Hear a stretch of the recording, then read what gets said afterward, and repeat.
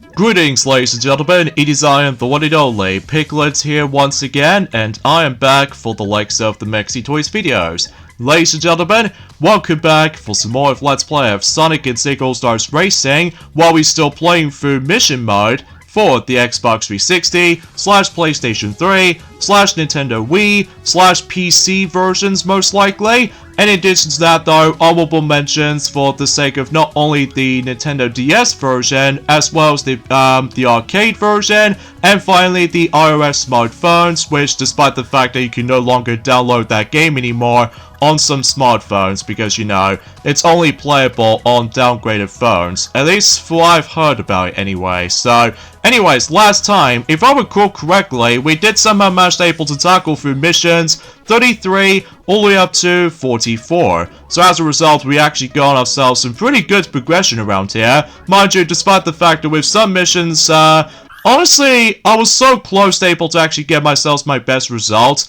But apart from those side things though, I did this okay enough as it is. So, anyway, today for this video is about the fact that we're going to be continuing things on and move on to mission 45, where basically we're going to be taking control of Beat once again, except this time we're now going to be dealing with the forms of time gates. So as a result, previously we've already did somehow managed to did done not only drift, but also with boost as well. So this is where the missions gets a lot more difficult, especially noticeable because as you can tell, as soon as the race starts, we ended up with 10 seconds to start with, and as a result, we need to get ourselves a bit of a burst of speed while trying to drift. So as a result, no matter what though, I will admit though, the time gate missions can get pretty tricky at times, especially noticeable because sometimes though, that the positive time gates is obviously going to be quite tricky to go through, and at the same time though, we definitely need to avoid a lot of those negative time gates. So because of that though, if you accidentally touch one of them, obviously you decrease your rank count, so it really doesn't matter if we're able to actually reach into like AA or something like that, but I will try my best if I was trying to able to get ourselves my best results if possible. So even then no, I think the hardest part about this is actually at the very end, if you can tell, because seriously, look how much does these negative times I have to avoid. Like, it is quite unbelievably difficult to able to dodge those. So, but that's okay though, because obviously though, despite the time itself just run out, so obviously I've got myself my single A rank, so I'm okay with that. So because of that though, yeah, that basically takes care of mission number 45. Now we move on to mission number 46, where basically we're going back to Knockout, except the fact that this time, it does manage to take place in Lost Palace. And also, we're going to be playing as Ryu from the likes of the Shenmue games. So, that'll be exciting for the most part, especially noticeable because, well, relatively speaking though, is about the fact that, well, let's get into the forms of another topics at this point, shall we? For those of you probably wondering about the fact that, well, today's date, of course, there is the 1st of May today, in some cases in 2024 today. So yes, everybody, we're now on the 5th month in terms of the forms of 2024 so far. So relatively speaking now, I can't believe by saying this is about the fact that we've almost getting pretty close towards the end of the first half of 2024 already. Well, it wasn't until when it gets to the point and during at some point on the 1st of July that we're about to begin the second half in terms of the forms of 2024, and exponentially speaking out is about the fact that we've only got about a couple of days left for certain games it's going to be releasing. Like for instance, tomorrow's going to be Endless Ocean Luminous is going to be releasing tomorrow for the Nintendo Switch, although it's not my cup of tea per se, but aside from all that stuff though, I'm sure that it might be pretty relaxing. Well, for those of you who really want to get yourselves the last batch of certain Nintendo Switch games just before if Nintendo is going to be making a brand new Nintendo console or something. Well, that again though, time will tell, especially noticeable because at this point in time, we've only got about 22 more days to go until Paper Mario The Thousand Year Door Remake is definitely coming. And relatively speaking though, despite how a lot of people complain about the fact that, yes indeed, unfortunately though, the frame rate has been confirmed it's going to be a half amount of frames per second. Like for instance, do you guys even remember playing let's just say Paper Mario Sticker Star on the 3DS, as well as Color Splash and the Origami King, where the majority of the Paper Mario games only runs at 30 frames per second, whilst in the Thousand Year Door remake, is sadly going to be stuck with the forms of 30 frames per second, which is a bit of a bummer though, because I was really hoping about the fact it'll have the exact same frame rate as the forms of how it does in the original GameCube version. Although mind you, no matter what though, that between both Paper Mario The Thousand Year Door on the GameCube, alongside with Super Paper Mario on the Wii, that these are the only two Paper Mario games managed to run smooth 60 frames per second. So because of that though, I still have no idea why that any other Paper Mario games will continue for that particular support within specifically 30 frames per second. So I'm sure it might take a bit of a while to able to get used to with that particular frame rate once that particular remake decides to come out. And yeah, you get the idea for that point. So, and there's also another thing too, for those of you all the brony side of things, that basically we've only got about 16 more days to go until My Little Pony Sapphire Heights Mystery is going to be releasing on multiple platforms, including Nintendo Switch, in addition to the forms of PlayStation 5, and even with Xbox Series X. So because of that though, nothing to say about that, I guess. Although, there was one little thing I would classify for mention about something, and that's what appears to be about the fact that out of nowhere, that I suppose that recently, yesterday, that Tiana, she's already mentioned about the forms of her final thoughts of Knuckles the series. Well, as it turns out, well, specifically only in the American version for right now, and that's what appears to be about the fact that Knuckles the series has already managed able to announce there's going to be not only DVD, but also the Blu-ray physical release is about to be coming, specifically the American version as of now. So, relatively speaking though, it seems kind of weird that about the fact that despite the fact that the entire series is going to be locked out behind the subscription services for likely Paramount Plus, but aside from all that stuff, though, I don't know if I can able to actually rewatch that particular series again, because obviously though, I'm still basically hyped about the forms of the third Sonic movie, but it wasn't until I've realized about the fact that one thing that Tiana, she completely forgot to mention about throughout the course of the forms of in yesterday's video, and yes, unfortunately though, the first ever teaser trailer has brought up for the likes of Mufasa the Lion King, and truth be told, I am still not going to be happy about this, especially noticeable because, well, they still have not addressed the forms of a lot of issues that I have with the live-action remake counterpart of The Lion King since like 5 years ago almost, and relatively speaking though, that still applies onto the forms of Mufasa the Lion King, so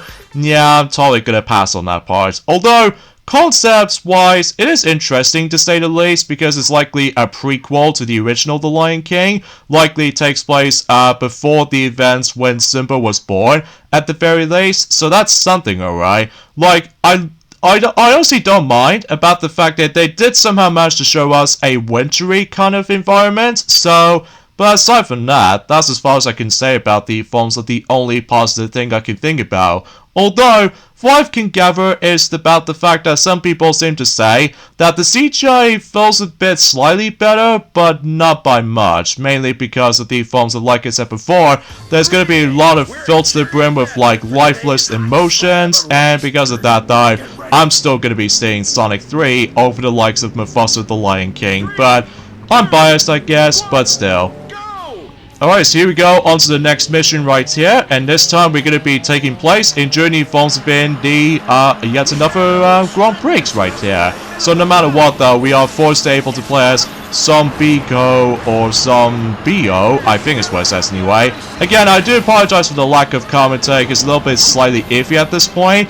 Although, mind you, because of how the fact that we're on the 1st of May after all, so relatively speaking, that was about the fact I'm still basically excited for the sake of the forms of trying to able to be replaying through Paper Mario The Thousand Year Door. So yeah, I was expecting for massive hype for that. So despite what the forms of that frame rate problems, and I surprisingly forgot to mention about during the forms of on Monday, potentially speaking though, that in order to actually unlock not only concept art, but also with the forms of certain musical tracks in Journey forms of the gallery options here and there, is that in order to actually unlock certain you know, concept art alongside with musical pieces in the forms of in the Paper Mario The Thousand Year Door remake is that the more you're trying to able to collect not only star pieces but also with the forms of shine sprites, yet you know, with the fact that when it comes to star pieces, that basically though you can able to actually trade them and able to actually buy the forms of certain badges you can able to unlock. And as far as shine sprites are concerned, they are basically just trying to able to give you an opportunity to able to level up your partners and what have you. Like it really depending on the forms of how the fact that how much shine sprites you do need to acquire.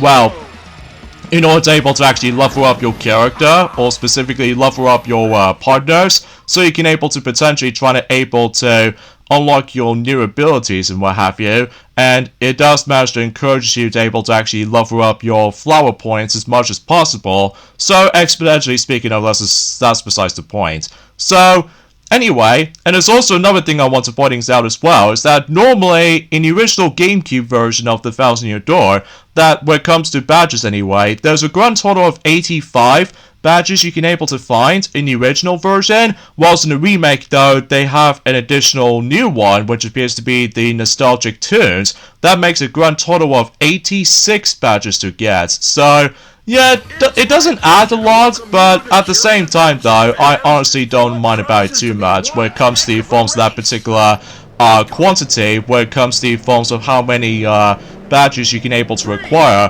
for the likes of Paper Mario The Thousand Year Door. But either way though, at least specifically on the remake though. So anyway, and there's also another thing I want to point out as well, in regards to the forms of other stuff worth noting for, is that until specifically on, I want to say on Saturday most likely, that basically though is about the fact that yes indeed, we're about to try and able to celebrate the day of the Star Wars Day, which I'm sure enough though, that we'll let someplace else we're able to mention more about it, if we get on to the 4th of May specifically.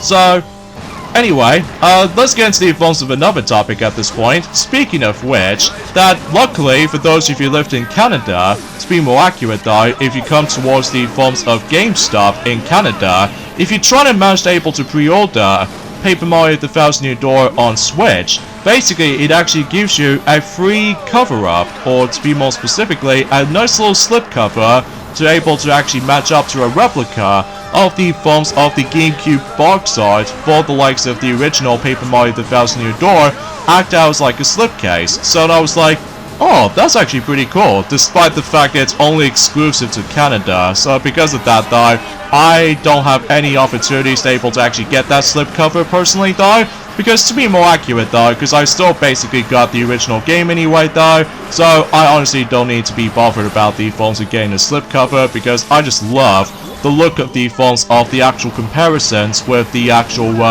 box arts in between not only the English version but also the Japanese version as well. So at least on the positive side of things though, to me though, I don't have to worry about trying to able to actually get myself the Japanese version of Paper Mario RPG for right now, just because obviously though we've somehow got the actual box art based off from the Japanese release of Paper Mario The Thousand Year Door, which I always appreciate because I just love the actual different variety when it comes to the forms of certain comparisons. Like, I think I've already on about that in the past anyway, or something like that, but either way.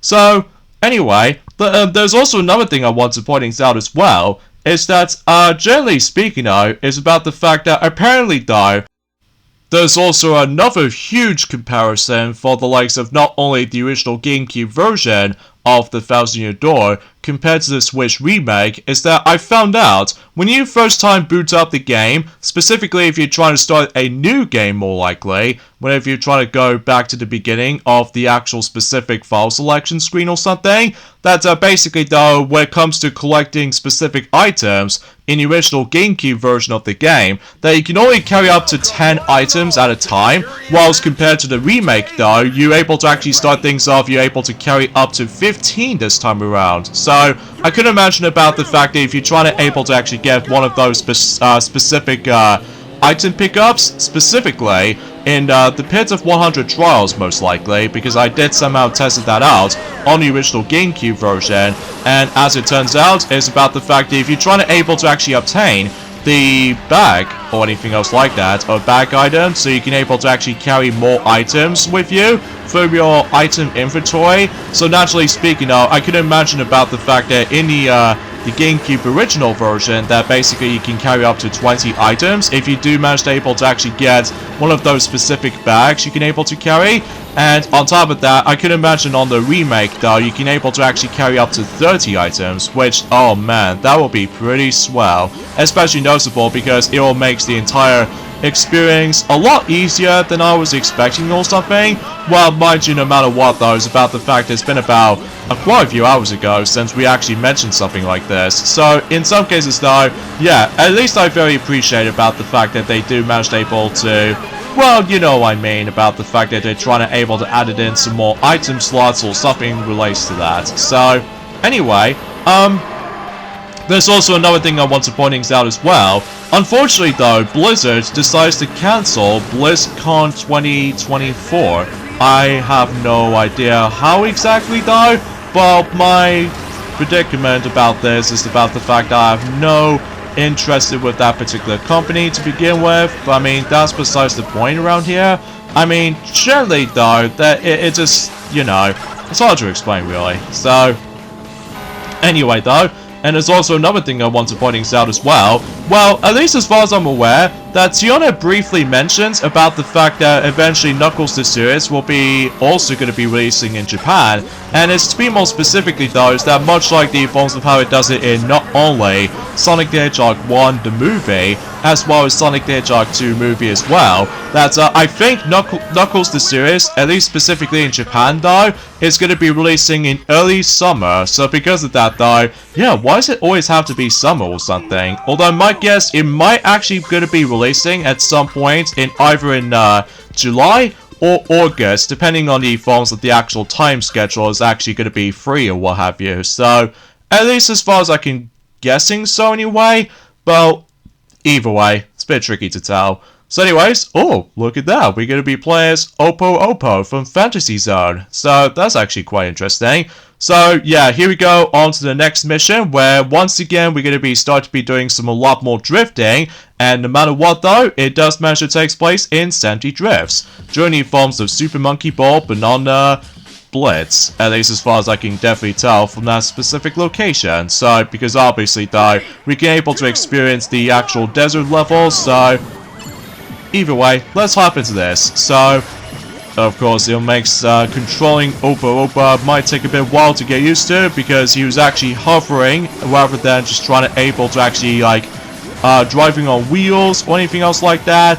And still, it is pretty interesting to able to actually play as this particular character in terms of the forms of this game anyway. So anyway, there's also another thing I want to mention about this as well, I guess, is that Thrive can gather on the Japanese version of Paper Mario RPG Remake, specifically a remake of The Thousand Year Door, of course, that the actual rating board is that, well, do you guys even remember during the forms of in Super Mario Odyssey back in 2017, where basically though they give us the, or they give Japan players the actual specific different rating board, like for instance SEROB, which actually means about the fact that it's actually going to be aged up a bit, whilst in the Thousand Year Door remake, specifically Paper Mario RPG in Japan on the remake, that this is actually going to be the second Super Mario game after Super Mario Odyssey to receive a B rating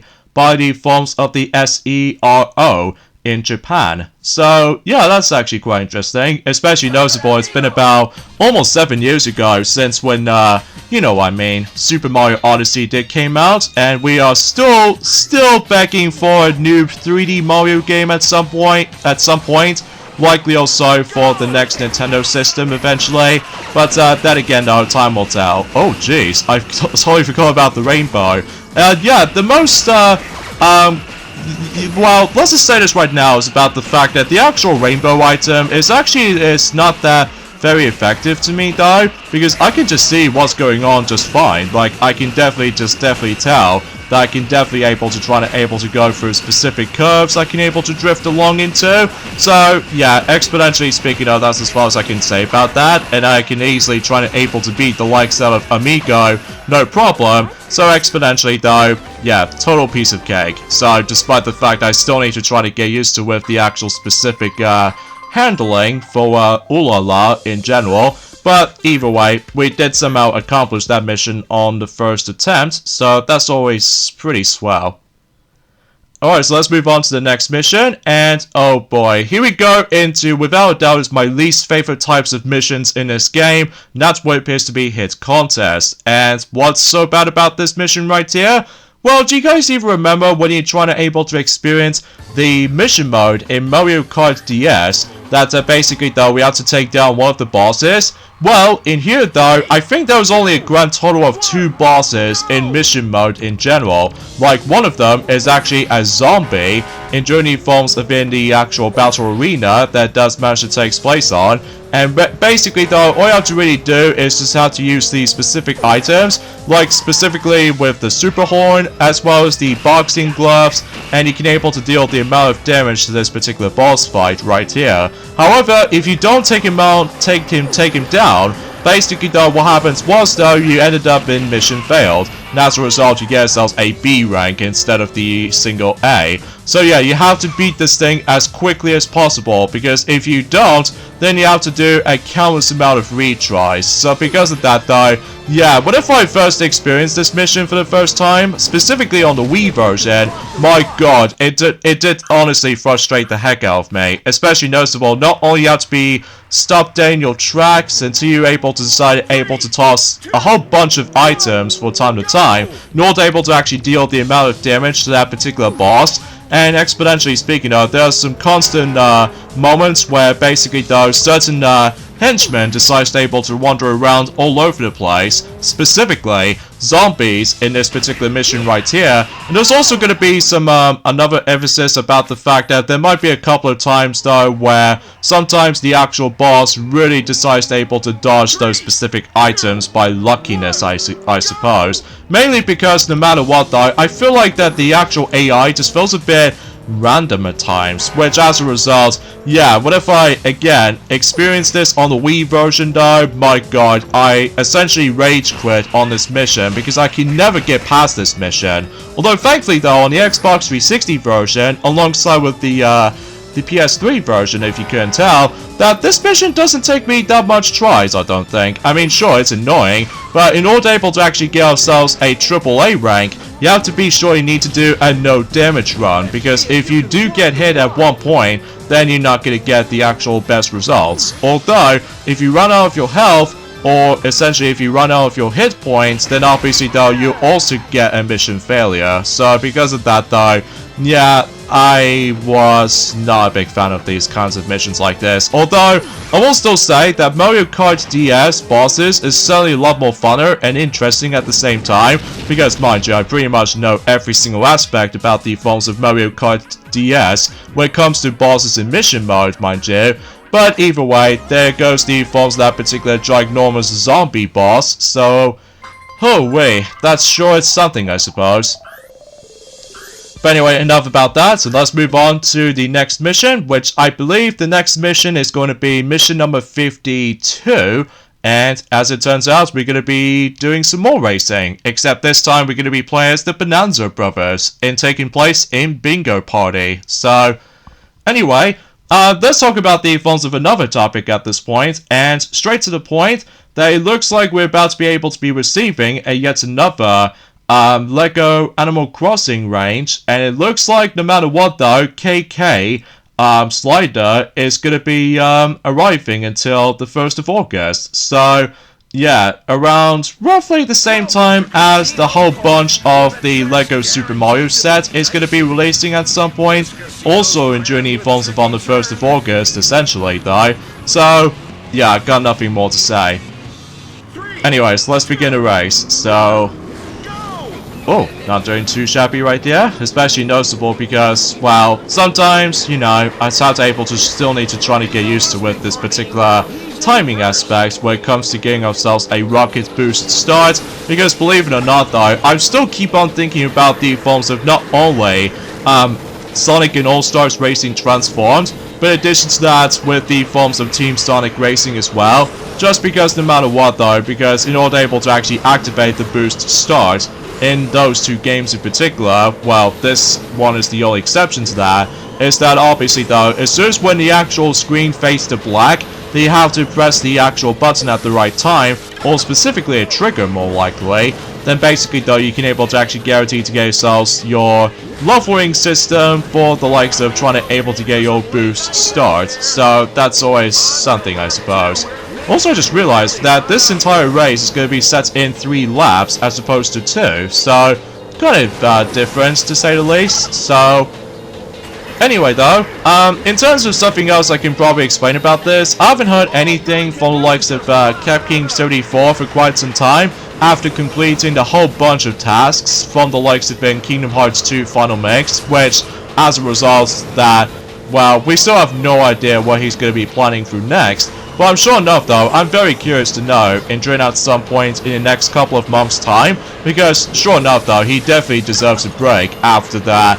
Well, let's just say some tough moments, especially noticeable with Mushroom 13 selections of missions, and on top of that, Funnel Mix exclusive content, to be more specifically Lingering Will, and on top of that, the data battles for the Organization 13, and it's just a lot of filled to the brim with a lot of content you can possibly think about in terms of the Kingdom Hearts game. So because of that though, yeah, although there is also technically Kingdom Hearts 3 as well, assuming if you really want to include Remind DLC, despite the fact that on the PlayStation 4 version, as well as maybe the Xbox One version as well, that it's kind of unfortunate about the fact that we never actually able to actually get a chance to receive the actual specific physical copy bundle together with a not only base Kingdom Hearts 3 game, but also with the forms of the entire DLC voucher as well. Although luckily for Nintendo Switch owners, did somehow get ourselves with the actual specific bundle,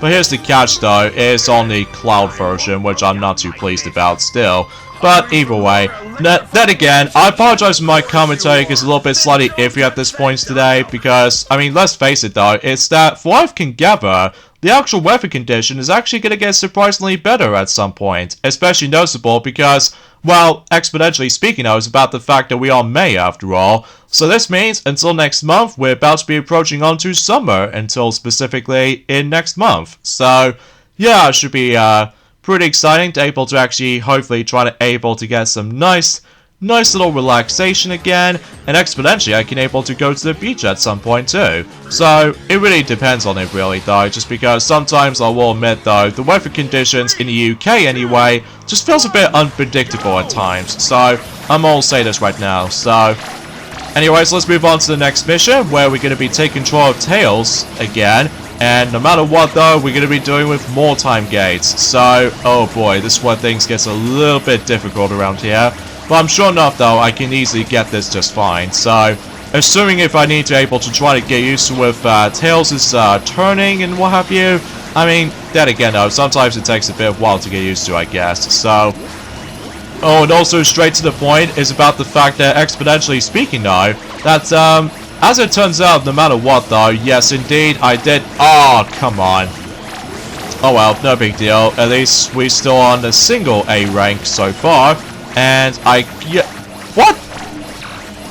I've got nothing to say. Because I have honestly have no idea why that no idea what just happened there. Okay, I guess we'll take a single A rank as it is, although then again, if I was trying to able to participate before doing the ultimate challenge, well, I'm also able to actually guarantee to able to play that mission off screen, so just to ensure I can able to actually try to able to complete that mission with the highest rank if possible. So anyway, let's move on to mission number, I want to say 54, that we once again going to be participating in Knockout, except now it does manage to take place in Deadly Route, what I've noticed anyway, because obviously we've already experienced that track before for the likes of the forms of Horrible Cup mission. So because of that though, and I'm pretty sure about the fact that we've almost done through every single Grand Prix mini missions up to this point. Because, as far as I'm aware, we've only got about exactly 2 more Grand Prix missions for the sake of the forms of mission mode already. Which there are, I do know one of them is actually going to be taking place in a majority of the Super Monkey Ball stages. Ranging from, let's just say, treetops and sandy drifts. And even with Monkey Target, whilst there's also another one which does manage to take place in the Final Fortress environment from the Sonic the Hedgehog series, which does manage to take place in Turpine Loop, Dark Arsenal, and finally Thunder Deck. Well, aside from the fact that I believe we're going to be playing as Dr. Eggman on Journey forms of that particular mission, at least well, I've double checked on it in between not only the Wii version, but also with the Xbox 360 version as well. So because of that though, yeah, I can totally noticing that for the sake of the forms of when I was trying to do my practice runs at one point. So yeah, anyway. So as you can see, we've now gone on to be playing as Ulala again. So, oh boy, this is where things gets a little bit interesting. But at least so far, we're actually not doing too bad, to say the least. And once again, Shadow the Hedgehog decides able to catch up. Gee, it feels like that the year of Shadow never ends, I guess. Okay then, that was clearly unintentional. But either way, it looks like BD Joe just somehow got knocked out already. So yeah, let's just go ahead and just trying to do some careful drifting around here. And yeah, again, I apologize for my commentary gets a little bit lacking at some points, just because I'm just not able to try to focus, so just in case I don't get distracted too much. So either way, now in terms of the forms of Endless Ocean Luminous, I'm not exactly sure how the reviews is actually going to turn out to be, but I'm sure enough though it's about the fact that we'll let Tiana will mention more about the forms of that particular review scores so far for the likes of Endless Ocean Luminous. So yeah, we'll let Tiana know about that. So alrighty, not doing too bad, all things considered. Mind you, there are a couple of times where the fact that, again, as I said this before, that time gate missions can get pretty difficult at one point, especially because, you know, that there's a couple of times, though, about the fact that I have no idea, still, I have no idea what the heck just happened for that particular result in Journey Forms Within Mission 53, but, oh well, we still managed able to pass through, after all, so anyways, let's move on to the next mission, which appears to be mission number 55, and as it turns out, we're going to be playing as the Choo-Choos from Choo Choo Rocket, concerning for the fact that, well, obviously, though, that's, basically, though, we're going to be doing some drifting, taking place in, Rocky Coaster, so anyways, let's get ourselves a nice little... Oh, that didn't go too well. But at least we got plenty of time, though. Like, it starts off as in 100 seconds. Get it? Because of how the fact that this entire track is really, really lengthy. At least as far as I can definitely tell right from the start. So, and honestly, though, it's about the fact that, well, you know, like I said before, there's nothing else I could really say about the forms of other stuff worth noting for, I'm afraid. Because, honestly though, it's just about the fact that we've got to wait for a little longer until when some interesting stuff is about to happen. At least, for what I can gather, is about the fact that, well, exponentially speaking though, it's about the fact that we've only got about, I would say, 23 more days to go. Also, for the sake of the fact that the Garfield animated movie is going to be just around the corner as well. So that's besides the point. And also, as far as I'm aware, we've only got about almost 1 month left until Inside Out 2 is going to be releasing on the big screen. So because of that though, still I'm very excited about the forms of Inside Out 2 still. And we still have no idea when I'm going to be seeing it, most likely. Although, it's kind of unfortunate, I don't think I can able to see that film in day one, sadly. Well, that's just mainly because I was a little bit too busy on other things, you know. But even then, that's for discussion for another day. So even then, I suppose we're miles able to take a break on this for a while, and suffice to say, we're now on to mission 56, which is none other than yet another Grand Prix mission, so this should be fun. So I suppose we should probably end things off this point right here, so join me next time for more of Let's Play of Sonic and SEGA All-Stars Racing. For mission mode, is that we'll also finish up everything in mission mode by going into mission number 56 all the way up to 64, so I'll see you guys until on Friday. Later, fellas.